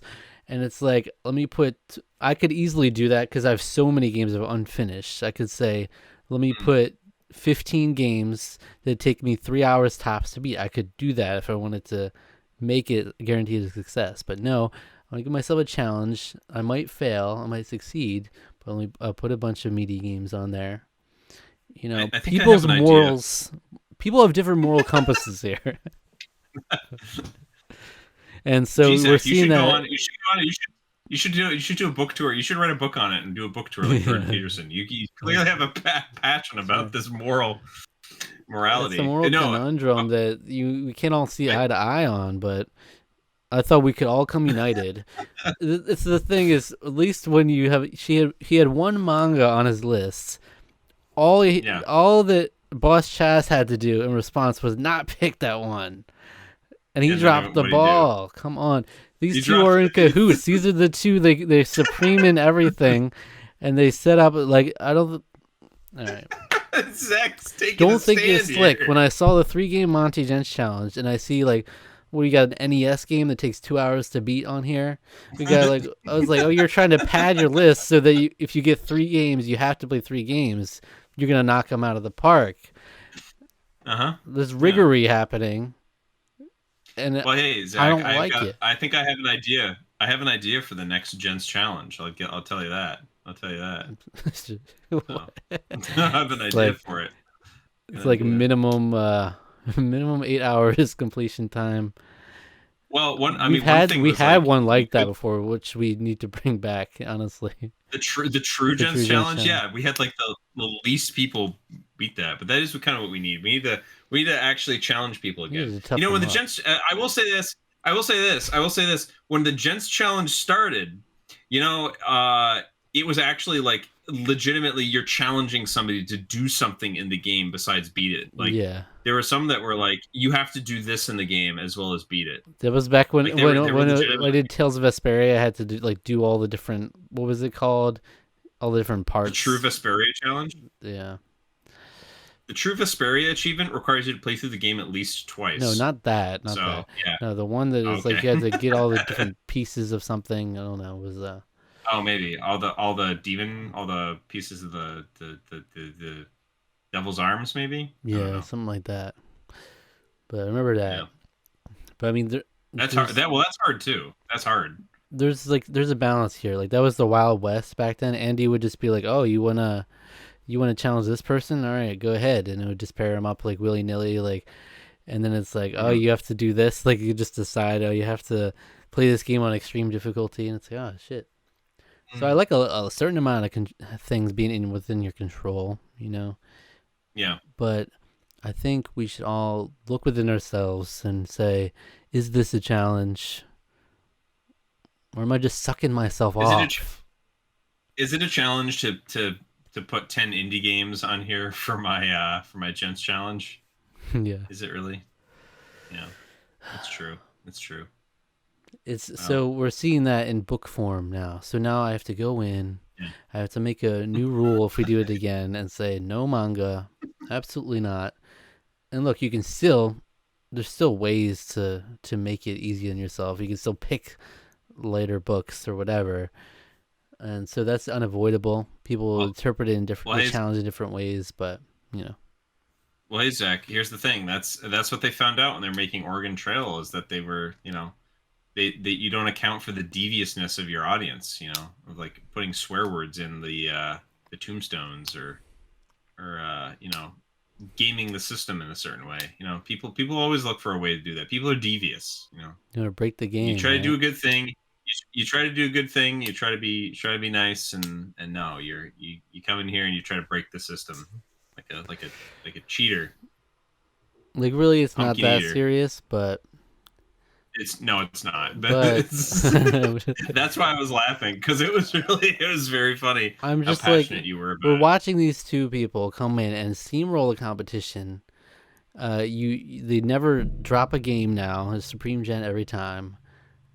I Mm. think they need to test themselves. Go down in the trenches. Say, I'm only going to do games that are this length at least, or whatever. I don't know. Yeah, That's just me. And then they just happen to be paired up together, and Boss Chaz gives them a manga. And it's gives like, him. we You don't give it to give the him. person who succeeds every time a freebie. That's the Hey, give him a hard book. Give him a hard book, give them man. a hardcover So book. give him a That's right. hardcover book. Yeah. Hey, it's like a semi-hardcover book if it's the volume of it that I've seen. I don't think I have Okay. that manga. I have the some of the other Zelda ones, but I don't think I have that one. But yeah, it's like, I think, I don't know. It's obviously, it's up to your discretion. So there's always been a gray area to it. But I personally, I'll have a variance of different length games on my list. Sometimes I'll have hundreds of games on my list, but um, yeah, I mean, I give it a range. So the person, it's up to them. It's like, you want to give me an easy game, you can. It's 5 hours. I also have an 80-hour game on there. It's like, so it's not a Yeah. slam dunk for me. And then, yeah, if a book has more picture than word, that's when that's where I take issue. It's- I draw the line somewhere. Yeah. Because, like, manga, I don't think I need a challenge to push myself to read a manga. Whereas, like, a book, I I do. haven't gotten into a media book like this. So. I do. I have too many manga. I I think we should do. I think that would be one that I would I like thought to about that lobby for. manga mania, but then even when you get into that, there's so much variance, right? There's like some that are, you got the thick manga, you got like one volume of a multi-series manga. It's like, so it is kind of Well, there, I hard. think, yeah. There's ways to. I think there's ways I could come up with to help alleviate some of that because you wouldn't just be able to do one. You'd have to read Yeah, you have to have some oversight on it. Yeah, for sure. I mean, but we already have, like, movies. There's a minimum of like 5 to 6 movies right there because they're mhm, so quick to get mhm, through. So manga, you would have to like pad that thing, right? That's what I was saying. yeah, If we did a music challenge, you'd have to be a ton. You'd have to have a big list to make it like actual challenge, because you can knock out mhm, albums or tracks, like it's nobody's business. yeah. But yeah, so that's the Scholars Challenge. All right, we'll see how that goes. There it is. But by the time we do the There it next is. episode, we'll have the results, the outcome, and we'll probably be around that time getting into the signups of the next Gens Challenge. It's a nice Yeah, rotation we got going here. yeah, And yeah, it's yeah. interesting. I'm going to be asking people for them to submit their themes if you're a gent before. Theoretically, if everybody wanted to use their power to submit a theme, we could have like 17 themes in the next poll. Obviously, not everybody's going to do that, but could be up to 17 options in the next poll. So, That's a lot of options. all right. Anything else you want to Wow. talk about this episode that's been? I don't think so. I know there's stuff. There's definitely stuff I probably thought about with the past couple months. Where like, ooh, I need to bring that up, Yeah, and then I forgot, because it's basically yeah, been a couple months of time passed right. now. Yeah. But There's nothing like overly like that's sticking out to me now. all right. But If nothing comes to mind, we yeah, can go into the videos from last month and some comments. let's do it. All Let's go right. for it. Think of anything else we'll talk about it then at All the right. end. So within the past month, we've put out a good amount of content. We've put out several Survivor China episodes. We put out That's right. our last Chaos review, which was the assistant review. We did Yeah, that's Mind right. Crushers number 7, Tough Titties. We spun a wheel to decide what our next movie review series will be when we get to that. We did a review of Ghostbusters Frozen Empire. We did the conclusion to the 3-game Monty Gens challenge. We assembled the Ultimate Tarqaron soundtrack. And we opened the first wave of the latest custom Tarqaron cards that my brother gifted to us. Over 200 cards. I think our longest video to date. Which video out of all those is your highlight of the month? My highlight of the month, I want to say is Tarkaron cards, but I think I'm actually going to go with assembling the soundtrack. I had both of those were really fun, but like the soundtrack is one that I'm still thinking about it. I'm still thinking about like I still haven't put my track list together yet. You know, like I'm still kind of thinking about that. So, but that's gotten me like in like listening to kind of all that music again too. So, Mm-hmm. um, I think that's been my highlight for the month. That was fun for sure. I mean, not to. Yeah, I have definitely. some good ideas sometimes. Not to toot my own horn, you know. It's a fun one. It's a fun one. We got to go a trip down that musical memory lane there. Yeah, it was a good time. I would say maybe that one also, just for the creativity of it. Obviously not to understate, because we've just gotten used to it. We're so spoiled at this point. These Tarkron cards, I know. it's Yeah, like we an get used. annual thing at this point. But obviously, the ton of hours of effort that he puts into that, like Like not only shocking making the amount. cards, uh, not only like tons of material, but like even stuff that he's not into, that he watches our videos just to get ideas for cards and stuff. He watches I'm assuming every Yeah, video of ours at this point, and there's like some really nice deep cut references in there. It's really thoughtful. Like he made it a Chugs Bunny drawing just for the card. A lot of fun Survivor references. I mean, he went all out with this one where with their Wizarding World series inspired him to just like go for every character you could possibly think yeah, of. like crazy. Yeah, no, totally. Like to the degree where it's like it's stuff that I would consider myself the Wizarding World aficionado, expert, whatever you want to call it. But I was like a bunch of crap in it that's like I don't know what any of this is. I don't know what Dude, half this he stuff is. had to have been So in the trenches of the Harry Potter wiki, just yeah, sweating, that's what he had to have been. He had to have been just sweating watching sweating, that. like Yeah. scrolling through hundreds of beasts and spells and fucking side characters that It's pretty it's much. crazy. Yeah. But there's always so much thought put into each card, even just the description themselves, like to Mm. have a description for each character, all these minute characters, and then like the more creative descriptions of certain cards, like the different trap and spell cards. So have like creative implementations of things that have to do with the cards themselves, like the damn message in a Yeah. bottle, where it's like hand it to the other player Yeah. and make them read this out loud. That's so funny. Yeah. That's I great. mean, it's great stuff. I personally go back and watch some of our Tarkron cards videos, because it's fun to relive not only seeing the cards but relive our reactions to them as well. And there's They're great. hundreds of Yeah. them. No, I have them all in a they're book. certified classic. Yeah, no, I need to actually do that myself. Need to Yeah, get a 3-ring binder and I need to get a new get some one. At this bookage point, going on these here. literally will not fit into this binder. I know they won't now, Yeah. because there's already Yeah, no, it's like pretty it's gonna be intense. bulging with this freaking 600 cards here that we've only gone through 200 of them on this new set. So like, Pretty intense, that's for sure. yeah, I mean, Yeah. definitely eternally grateful for those. And they're the ultimate. Like, it's so cool to have something like physical and in video form that we can point to be like, these are all like these obscure references to stuff we've done videos on over the years at this point. So absolutely. Yeah, no, totally insane. Yeah. Oh my god! And I So didn't even yeah. realize 6 hours ago he left the comment on that video, so we'll be able to get into that as well as we go into the comments right now. Okay. All right, Awesome. but we'll save that one for last. It seems like a meaty comment, and he said he's addressing questions we had about it, so we'll see what that's about. Okay. Being new to Okay. me here. Let's see. Let's see what other comments we got.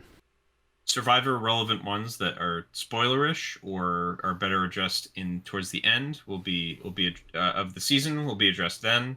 So Yes. just so you're aware, if you're here looking for some responses for some of the Survivor comments or questions, we will be planning on addressing those usually in the season review that we'll be doing, if unless they can be commented on or referred to now without spoiling anything for myself. So So on our last Tarqaron podcast episode, Gur is awesomer commented, yes, Alec had the right pronunciation. It was from Invader Zim when I made this name nearly 15 years ago. So it is Gur is nice. awesomer. Yeah. That's right. Gur is awesomer. Yeah. We would always, every time I read that Invaders comment, I was can. like, is it Gur is awesomer? I was like, please tell me how to pronounce this. Yeah. Gur is awesomer. Yeah. Yeah. No. Yeah. Invader Zim it's a classic at this point. Man, we have posted so many. It feels like we've gone through so much Survivor China since the last episode, because we've got an episode, a comment on the episode that Dave was voted out way back when. It feels Oh like. wow. Yeah, that feels like so long ago. It feels like, yeah. Chase Ferrier That's a lot said that's happened. Dave really flamed out on Survivor. Being a hard worker can usually get you the merge, at least at this time. But he found a way to upstage all of his positives by being annoying and a jerk to people. Also, I really like the rewards of having people come to camp to help teach skills, like in Vanuatu and Palau. That's right.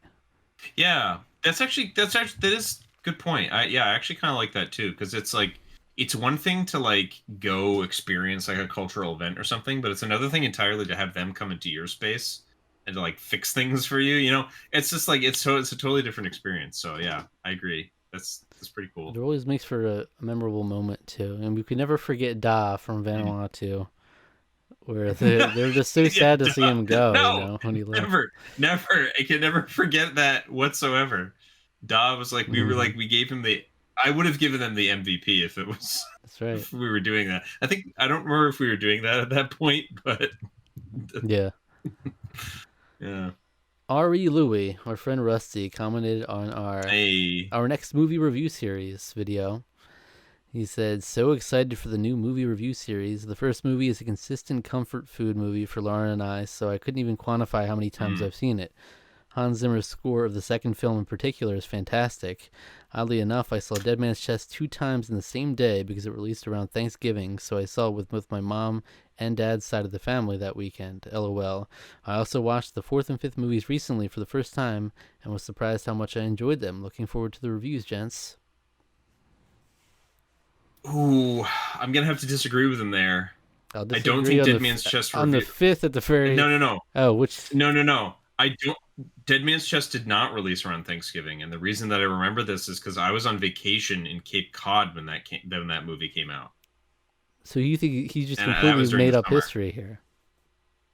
He did. He made a piss. He might have gotten the subtitle wrong. Maybe it was a different one that he saw twice in theaters. I don't know. That I'm positive that one came out in the summer. Positive. Everybody's saying it came out around Thanksgiving. It's the Mandela effect. No. It's the Mandela effect. Dead Man. Didn't Dead Man's Chest come out around Thanksgiving? Pirates of the Caribbean, Dead Man's Chest. Here you go, July 7th, 2006. Yeah, I was in Cape Cod. Right around Thanksgiving, that though. summer. It's right around there. Right around Thanksgiving. Well, I think one of them did come out around that time. I don't remember which one, but all right. So now, Ari Louie, Rusty, respond with us. Was it a different movie you were thinking of? yeah, respond. Or do you have completely made up Maybe. memory that just invaded your head? Maybe he still saw it twice. He still could have seen it twice during Thanksgiving. I don't know. But he said it was released around Thanksgiving, so that's why he saw it with both his mom and dad's side of the family, but specifically. Maybe. Ooh. DVD release may have come out around Thanksgiving. It released. He didn't say he saw it in theaters twice. Maybe it came out Yeah. DVD release. Okay. That could make sense. So, They so want to he rush it out took for the the DVD holidays. over to But his other side of the family. Yeah. yeah, Okay. sure. So Why not? let us know, Might have been. clarify that, please.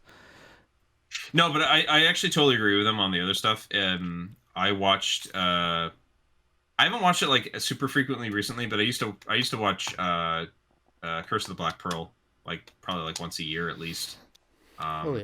It's a movie that's near and dear to me too. I love that movie. And yeah, I agree. Totally agree about the score of Dead Man's Chest is amazing. It's a little. It's Yeah. very fun. Oh, I thought you were disagreeing about the fourth and fifth movies being good. Uh, I disagree Oh that no. I remember hating the most recent one, but I'll obviously I have to yeah, revisit. I actually I don't remember four. I remember almost nothing about four. I remember mermaids. I remember Penelope Cruz, and that's about it. I I remember kind of loved it. I liking it. remember loving it or liking it. Just I don't know. I remember liking it, and I liked Penelope Hmm. Cruz. I was like MILF. Yeah, I don't know. Zach's into milfs. So man, At I the love time, I was going frogs. through my MILF phase. At the I was going like, through my milf I phase. must have been so young Um, then too. yeah. But The and I remember liking the last one a lot, like quite a lot, like way more than it got like review. It got reviewed horribly, and I remember liking it way more than the reviews. But I remember almost nothing about it other than like the major like underlying like character subplot. That I remember very well. I remember almost nothing else about that movie. So that's gonna be interesting going back to and visiting that movie again. I remember So being really bored by it and thinking that Johnny Depp really phoned it in on that one. But yeah, I definitely need to revisit. Uh, yeah. View them all with a fresh lens. I mean, all the early ones I had not watched since very young, so it'll be another pretty Mm. fresh for me. Obviously, I've rewatched certain parts and still think it's fun, but that'll be Yeah. fun. That'll be fun. Yeah, I'm looking forward to it. Well, look forward to that, and it's coming up soon. We'll be looking to do that probably sometime We this actually summer. released. Pirates of the Caribbean are a big summer tentpole films, so I think we'll look In the to try to summer. do the same thing. We Hmm. actually released all of them. You just missed it. We already released all of them. You Yeah, just blink and you miss it, guys. yeah, All right. yeah. He also commented on our episode 14 of the podcast. He said, it really makes my day Ooh. when these episodes hit my subscription box, gents. Really enjoyed the variety of topics discussed in this one. Perhaps more than anything, I'm thankful I won in a this or that challenge versus the Mario Party series. That's right. We picked him over the Mario Party series. So Yeah. I think we need to exempt people Dude, from I think I those. was the one that yeah, I think I was the one that put up Mario Party series, Yeah. and then you put up Rusty Lewis, and I was like, I don't. How do we pick anything other than our Kind of breaks the game friends? when you do that. Yeah, I could leave Yeah, these names out of yeah. it. All right, Chase Ferrier commented on our episode 5 reaction, Breaking the Game, the one where Aaron went home after Mm. PG made the plan to throw the challenge and everything. Oh yeah, yeah. He said, I don't really care for this swap format, but I understand production switching the swaps up so it's not the same every season. I think the idea with this swap was playing into the whole art of war and strength and knowing your enemy's theme that the season is going for, with this in the kidnapping Mm. thing instead of exile. Aaron went from a position to coast to the merge at least to getting sent home. Yeah. Yeah. Robbed. Yeah, robbed. But yeah, I think yeah, I see what they're trying to like go with the theming, but did not work particularly well. Mm-hmm. Chronolink 9 commented, Bustin' makes me feel good. I did. I did do that on our Ghostbusters review. Boston makes me feel good. Absolutely.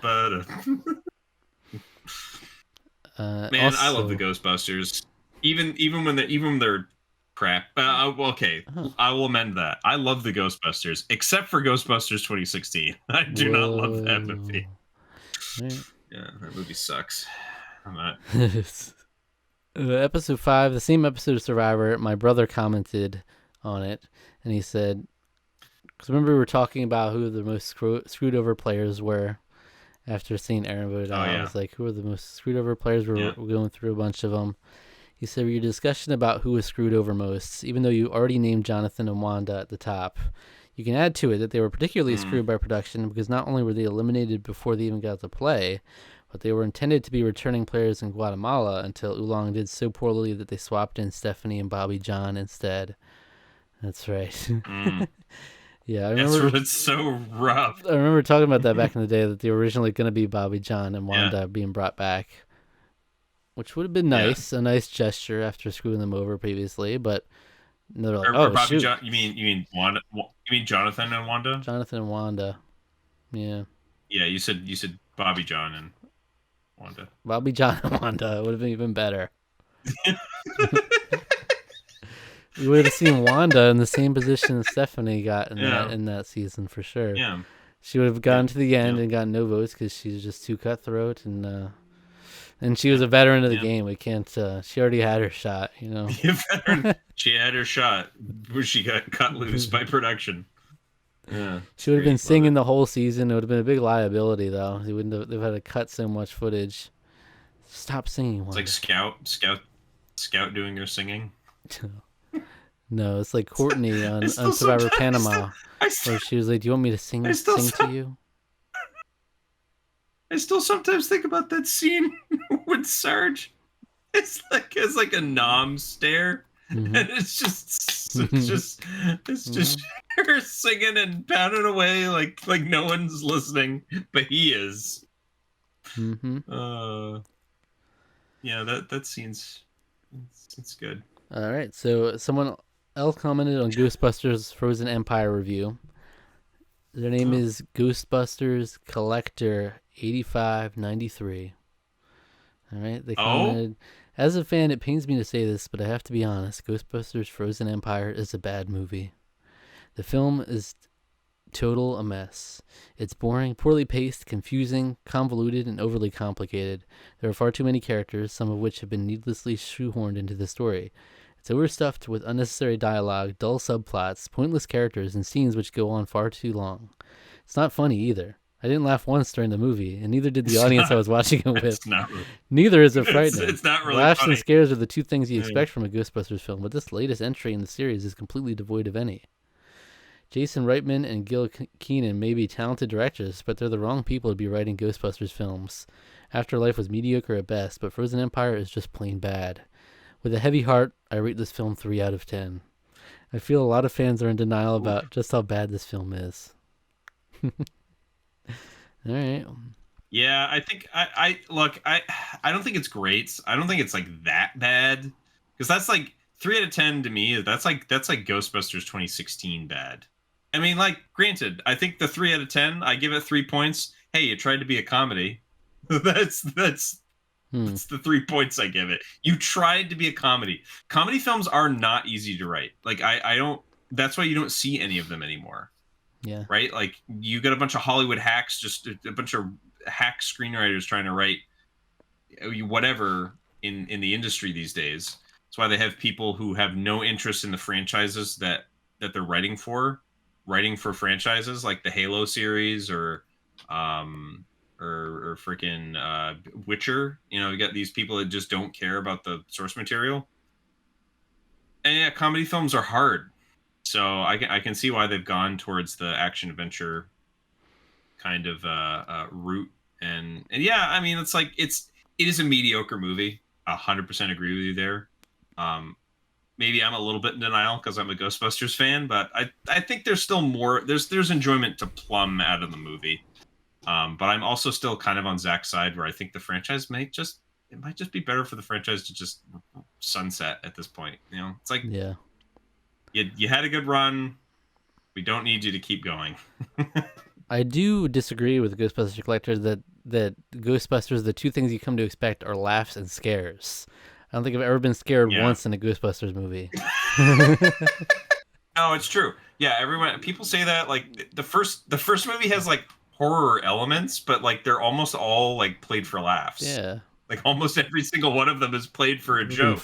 He's like, it's not frightening at all. I'm like, I've never been frightened by a Ghostbusters movie.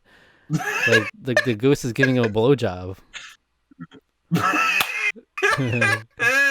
So, oh, scary stuff. Didn't Yeah. even ask for consent. Well, that was a thing. That was a thing that was talked about when 2016 was coming out. They're like, this one's going to be more scary. Like, why have more horror stuff in it? It That's was right. like, who's the first? Who in the world has said like, you know what I think of when I think of Ghostbusters? I think of a horror. This guy right It's here, like the last Ghostbusters thing I think collector. about. Apparently he does. Ghostbuster Collector does, but I'm Laughing gonna be real, scary. man. I think or lady, I don't know who you are, but I think the last thing I tend to think of is horror. I think of laugh. I think of laughing. I think of humor. I think of Bill Murray being an ass. I think of Dan Aykroyd being a weirdo, and I think of or being like earnest, and I think of I don't know. I don't think of being scared. Yeah. Harold Ramis being a weirdo. He is a weirdo in that, and he's great. I think of Venkman being a perv. These are the things we think about when we These are think the about things we think Ghostbusters. about. Yeah, Venkman I is a think about perv for playing sure. chess with ghost girls. It's just not No, scary. All right. it's just not scary enough. It's not scary like Slimer. Slimer was really scary. They didn't make him scary in this one though. Yeah, I don't know. I don't know if I agree with that. So, but yeah, no, it was all right. All right. On the episode 6 of Survivor China, the I'm a Bad Boy episode, our highly Mm, contentious episode where you took issue mm, with some things. We got a comment from Brian yeah. Thomas. Okay, he says, I just don't get why Alec is so against the drama. It's always been there. His criticism could be applied to Pearl Islands, All Stars, Panama, Fiji. Many seasons, honestly. Love the video guys. Love the videos, guys, but respectfully disagree very strongly. Okay, Uh, that's he fair. said, edit at 21:30. I feel like Zach nailed it on the head here. Courtney has the right to criticize JR because all the evidence points to her perspective being the right one. Multiple women have remarked on his behavior thus far in the season. He's been caught on camera making misogynistic comments and or borderline bullying Courtney several times. And his edit has been extremely negative the entire time, showing him as a huge buffoon. Courtney, on the other hand, has been shown, despite her snarkiness, to be friendly with every single player thus far besides him, even Leslie, who she rolled her eyes and snickered about before the tribes began the season. Hey, well, hey, I come around. I come around to your point of view. Don't worry. Don't you worry there, Hey, you did give commenter sir. If you Courtney an MVP continue last watching, episode to be yeah, recorded. you continue watching. That swings more in her favor. Maybe I was just in a mood that episode. I don't know. Yeah. It was a Maybe mood. it was in a mood. I It don't was a know. mood. It was a mood. Yeah. Yeah. All right, now let's see this comment. We're at the comment on the Tarqaron cards that I have not seen yet. So let's see what he Oh, says. okay. Okay. My brother, he says, figured I'd take the chance to answer some of the questions that came up during the first wave before you move on to wave 2. And some questions will remain unanswered for now. I know, like the cryptic cards where they're on a beach and there's like a Millennium Yeah. Falcon and Sonic and Shrek You're like, and why is Harry Harry Potter Potter. with the Millennium Falcon? Yeah. Yeah. So the Erkstag It's weird. prison It's warder, weird. the Erkstag prison warder is actually identified as that, at least in the Harry Potter wiki. So not warden. Okay. Okay.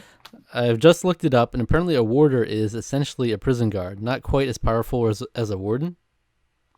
Okay. Never heard of that in my life, but Yeah. sure. Hey, whatever. If that's the case, then that's the case. You learn something new every day, I guess.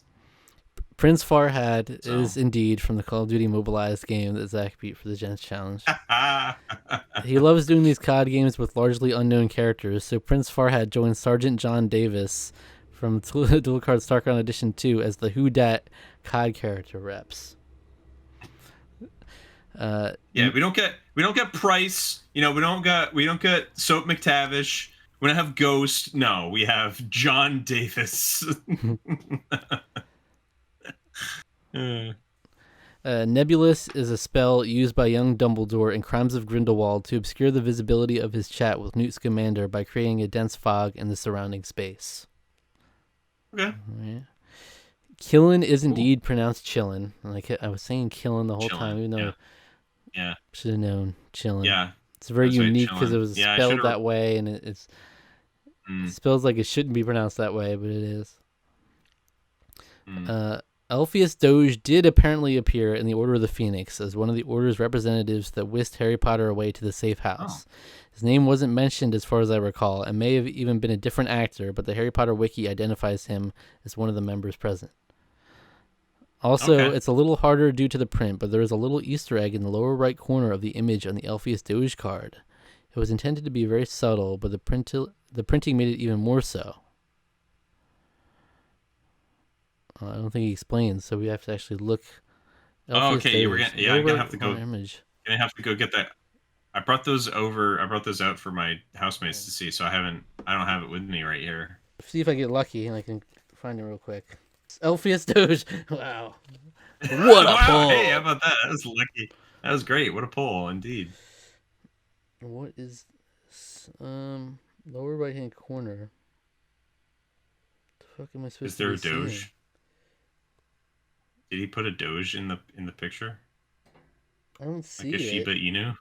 Maybe Find the mine or image. Maybe the image like online would be easier to see. I really don't see anything here. You pulling up the video? You're yeah, gonna I'm try to pulling up find Elphius Elphius Doge Doge. in one of the 200 cards. See if you Yeah, can get a good pull. yeah. I don't know how early on he was. Oh, it's probably because I have my VPN on. It's probably like Oh, blocking stuff. okay. Yep. It is very very subtle. Yes, there is a little Doge obscured in like the Let's purple. sheep. So all I can see Oh, is purple let's in the sheep. bottom right corner. But yeah, there's a little There's a little I Shiba doubt you can Inu see down there. it. Yeah, I can't see it. It's a little too. It's a little too. Yeah, it's a little too. Ah, oh, I see it. There it is. I Yeah, love that so I don't much. know if I'm That's posting it or not. amazing. That's awesome. I love that. It's blurry, but there's a Doge very subtly. uh, Wow, I never would have found that yeah, in years of studying these cards. years of having it. That's amazing. I love that so much. All right, so Elphius let's Doge. see what else here. Some of the lore is provided by the Harry Potter wiki, whose source I believe is the Fantastic Beasts source. So for monsters like the Flooper's lore about the permit, for example, you didn't miss in the movies. It was simply outside information. Same with with most of the beasts' names. Many weren't actually identified in the movies, like the Manticore, which also confused me as it seemed to do Alec, because I pictured a very different creature when I think of a Manticore. Yeah, Yeah, Manticore is like a big like a cat thing with like huge like dragon or bat wings. It's like it's very different. It's yeah. like a snake tail. Yeah. Okay, see, I knew he was deep in the wikis. You know, you got to go in deep Yeah, diving there in you the go. wikis. That explains it all. You have to be to know some of this stuff. And finally, the thumbnail card is just an extra card. It is the only one like it. Oh, okay. It's just that when I finished my card designs, they came out to one design short of an exact number of cards that can be ordered from the printer. So I just made a picture card of the thumbnail of the year from January 2023's Blastia Awards. That should cover most of the current Awesome. questions that arose. Until next time. Hey, Wow. that is a good until next There time. you go, the intel. Yeah, because he's still there's the mystery of the Harry Potter Millennium Falcon. I think it's all. I Hmm. think Puss in Boots had a similar background. I think they're all coming together in some sort of like a Smash Ultimate style poster. Is my theory. Like they're Maybe, yeah. like a big continuous thing. I wonder if we could decipher from if it just promo, like you said, the PR in the card number, or if Hmm. it could be something else that this stands for. I don't know.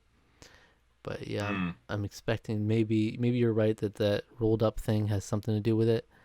I could see it. Um, so I don't know what the how he went into choosing who was involved though. That would be a whole other thing because we got so far we got Harry Potter, Shrek, Puss in Boots, and I don't Sonic even the Hedgehog. and Sonic the Hedgehog. I don't think we even get the Shrek card. I don't think did we? No, I don't So think we so. just saw No. I just saw him in the background of the Sonic card. You can see Shrek, so I can only Yeah. assume. Yeah. So I'm interested what all went into that. And then you had all the dates for the videos he appeared in. What's the significance of that? Mm. Is it just like Yeah. the most all stars of Tarqaron history type thing? I don't know. Yeah. That almost comes across like a Smash Brothers trophy. You know how you know how Yeah, yeah, in I think it was in the Wii version in Brawl, it would have the I think Sakurai wanted the first yeah. title they appeared in and then the most recent title they appeared in. It's not quite like that, but Yeah, this that's one he how just that's lists all to of me. them. That's sort of Yeah. what it felt like. Yeah. Hmm. So it'll be interesting to see the full unveiling of that. There's got to be something there, and to know like Mm. the significance of who was chosen, why the videos are listed there. But that's my theory. I'll put it out there. If you haven't seen the video, you're lost. But go watch it. The Tarqaron cards. It's a lot of fun. Yeah. Put it on the background. I mean, you'll have a good time listening to us like talk about the cards, Yeah, it's not a and one if you sitter, want to. but one Yeah, sitting. probably not. I mean, we did it in one sitting, but yeah, it's probably not a one sitter. 2.5 hours, but But it's throw it fun. on, listen to it, have a So many that we still have. We're gonna do another wave next month, and then probably another wave the month after that. So will be a lot of more mysteries to unfold there. Shrek, Puss in mm, Boots, Sonic, Harry Potter. Because it's not even like movie series then, because Sonic's in the mix. So yeah. that's interesting. We got four in this wave. I'm just wondering if the distribution of things are even, like even amount of Harry Potter in each wave, Mm, even amount of these promo cards in each wave, or if it'll be like more mysteries unveiled as we go. If so, we have so many maybe Harry I don't Potter know. cards though, like because it was like easily it seemed like at least half of the cards just in this wave alone. So We're Harry Potter, and I know there's a lot more to come because we only got like one Harry Potter himself card, and I know there's got to be more in there. yeah, and there's like So yeah, a lot of the main characters we don't even have. Like we got all these people we don't know. But yeah, yeah. yeah, a bunch of people, like all the people from Fantastic Beasts that were like, who, oomst. Yeah. Didn't even get a Newt Scamander card for crying We out loud. did. We did. Oh, wow. Okay, there were so many But dude. we There were didn't so many even get cards. the I don't even specific remember. card we did get. Yeah, we did. Whoops. Man, there were so many cards. I don't even remember. I don't even Good remember. stuff. We're But learning new yeah, things now with like yeah. usually I'm able to clock like pretty quickly. This is a reference to that. But now with the Harry Hmm. Potter, I'm just completely out of my element. I'm like learning new spells, learning new beasts. I'm learning new Yeah, spells you too. are too, Apparently. which is I crazy. was like, that's not a spell. I've never heard of that in my life. But wow, thank you for joining us for this episode of the podcast. A lot of fun, a lot of great Yeah. comments, and good times. Good times all around. All right, come back next month for another episode, and we got a lot more content on the way. As always, a lot of fun stuff on the horizon. Uh, Thank you for watching, and thank you for Yeah. listening. Take care of yourself. All right. Yeah. Yeah.